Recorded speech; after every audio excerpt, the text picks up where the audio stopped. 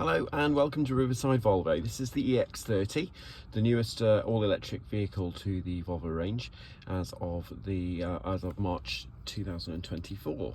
So this is the new screen which you will get in the new cars, and as you can see, all of the information is now on the screen. And of course, in front of the driver is just the rapid eye detector, which basically tells you off if you are not concentrating on driving or if your eyes are not on the road.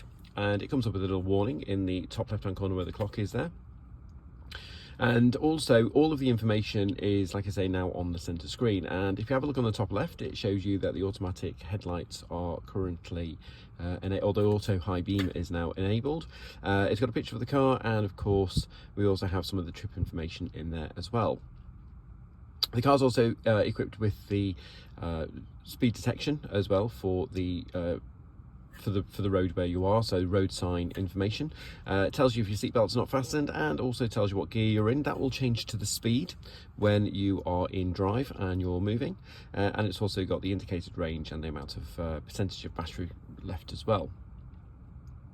The car is currently connected to the internet, just depicted by the LTE in the top right hand corner of the map, and then you've got the satellite imagery. Now you can change that if you want to. If you're not too keen on the satellite imagery, you can change it so that you have normal mapping.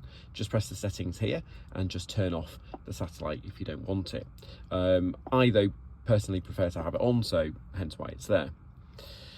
When you are using the system, you can press search here and start searching manually for destinations, and when you go on to search, just press the top box there again, keyboard comes up and you can start typing it. But ultimately, with it being a Google based system, it is really responsive to voice, so you can just simply say, hey Google, navigate to Manchester Airport.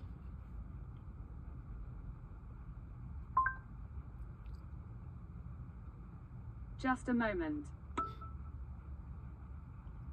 And as you can see, it was just working it out there as well. I was doing obviously two things at once, but there we go, there's Manchester Airport. Even asks you which terminal you want as well. So it's a really handy system, very good, and quite responsive. You don't actually have to be specific with the address, as you've just heard. You can just give it a generic place, so if it's just the name of a pub in a town, that'll work as well, just nicely. Underneath we also have the underneath the search options, you have the shortcuts, so charging stations, also sort of various eateries, cafes, etc. And then of course you have the shopping option as well, so shopping centres. What we also have is the information underneath the map. So we have the radio station, which is currently on Smooth Country, and on the right hand side we also have the phones. Coming back to the radio, all you have to do is just press where the radio station is, and it comes up with a list of options. And as you can see on the right hand side, we have the stars. If you press the star, it'll then go into the favourites list just there as well. You can as well use the settings function up here to change some of the preferences on there if you wanted to, and when you want to come out of it, just press home and it goes back to the home screen. For the Bluetooth connectivity, just press no on the no phone connected option, and you have the option there to go to Bluetooth and search for a new Bluetooth device and pair another one, and you pair it in very much the same way as you would do any other vehicle. So just make sure that your phone is on the Bluetooth search page and use that function, and you'll be able to use the car to find the phone, and then just follow the on-screen instructions from both devices, and you'll be able to then link it successfully. Underneath that, we also have some shortcut buttons, including shortcuts to the phone functions. We also have the radio, Bluetooth media as well, so you can listen to your own music on your own device. The camera for the reversing camera in the Ultras, that will also give you the 360 degree and 3D camera as well. The Google Assistant, the trunk opening, so in this case it's the boot in the United Kingdom, and then we also have the Max front defrost system, and we also have the glove box opening, and just press that once and it just drops down underneath. and obviously it hasn't worked on that occasion, but I will show you one a little bit later on. Then on the left hand side at the bottom again we have the hazard warning, and next to that we have the apps page, which shows you all of the available apps as well, so including YouTube as well, which is quite handy, and again the Google Assistant. And we also have the volume selection, heated seat for the front left passenger, heated seat for the driver, and of course we also have the heated steering wheel option there as well, and of course the temperature controls. If you press the fan, it goes onto the climate control page, and there you can have all the other shortcuts to the different climate functions. And of course we also have the air quality, and also set timers as well where you want to for the car, especially for when you're starting up in the morning. And obviously the option there to have a max air conditioning, or of course recirculate the air if you need to. And then we go over to the car page, which is probably the most important one. This starts off in the quick controls page, which has the lights in the top left hand corner, then the wing mirror adjustment, and literally with that you press that and use, as the page displays, you use the up, down, left and right on the right hand side of the steering wheel to change the wing mirrors. And as you can see, I've got it set to the right, so if I have a look over there, you should be able to see it move as well. And then of course you can just select left and change it over to the left and close it when you're finished. Then there are ambient sort of backgrounds. We have the front defrost again, the glove box release and the boot release as well. And then underneath more shortcuts including the lane keeping aid, one pedal drive, and of course the speed limit warnings. Now, obviously I mentioned before that you've got the road sign information, does have the speed limit warning with it, so it's just like a little beeper that just goes off when you're speeding. If you disable that, it'll just stop that beeping from going off. Then we have the car status, which shows you the information from the vehicle, such as tyre pressure, trip information, and even the user manual as well. And we also have the settings in the top right hand corner, and this is where you add things such as your the connectivity to the Volvo EX30 app as well. And just bear in mind that the EX30 app is different to the Volvo Cars app, so you will have to have a different one if you have an EX30. In this car we have the driving function, so this is where you can just set your preferences for the driver support and of course the driving dynamics for the vehicle as well. And we also have the other functions, including the controls, and this is where you personalize it a little bit and play with the display brightness and of course the mirror and wiper settings and various other things as well. And we can also see on here the sound. Now of course this Plus and the Ultra are both fitted with the Harman Kardon soundbar as well at the front, and at the minute the Quantum Logic surround is currently enabled. And it is a really, really good sound system as well, and it just floats straight through the car. Why do you have the soundbar? Well, if you have a look in the doors, there are no speakers. And of course there's no electrics as well for the electric windows. That's just controlled in the centre armrest.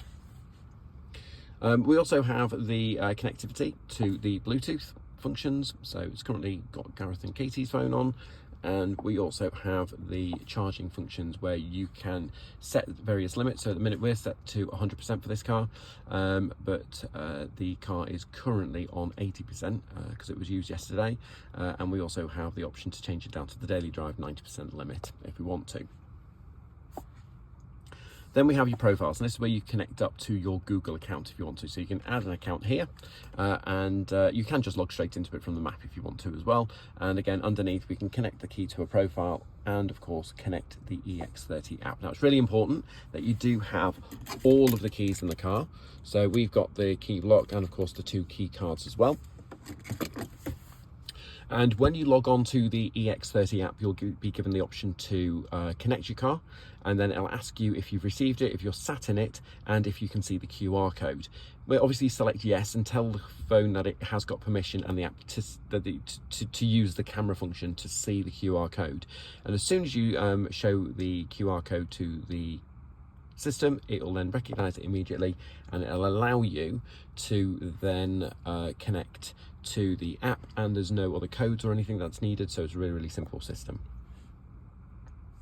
And then of course we also have the other options in here, including the privacy, Google settings, and of course the system as well.